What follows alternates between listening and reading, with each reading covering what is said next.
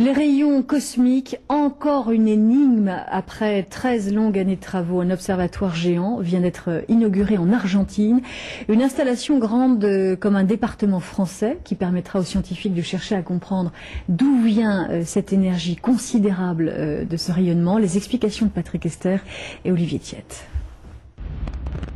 C'est l'un des grands mystères de l'univers. D'où proviennent les rayonnements cosmiques extrêmes qui bombardent la Terre? Des rayonnements d'une énergie si exceptionnelle que rien ne semble pouvoir les expliquer.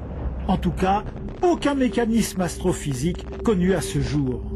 Ceux auxquels on s'intéresse plus particulièrement sont des rayons cosmiques d'énergie ultime, extrême, et dont on ne comprend ni l'origine, ni la nature, ni d'où ça vient. Donc c'est une énigme vieille disons d'une quarantaine d'années qu'on les a observés. Et donc une grande collaboration internationale s'est réunie pour essayer de résoudre cette énigme une fois pour toutes. Pierre Auger, physicien français, fut l'un des premiers à les étudier en 1930. En hommage à ses travaux, un observatoire géant porte son nom.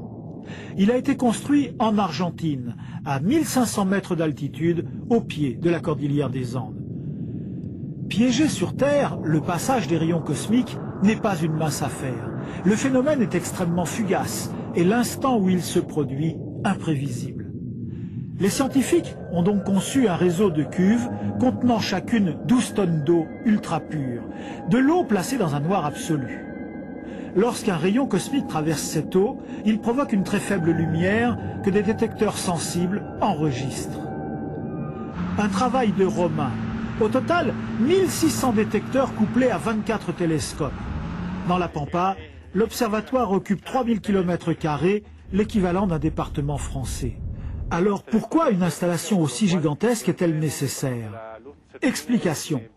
Ces particules nous arrivent sur Terre au rythme de à peu près 1 par km² et par siècle. Donc si on veut en observer plusieurs dizaines par an, ce qui est nécessaire pour comprendre leur origine, on est obligé de construire un détecteur de plusieurs milliers de km². Les premiers résultats ont déjà permis d'écarter deux hypothèses.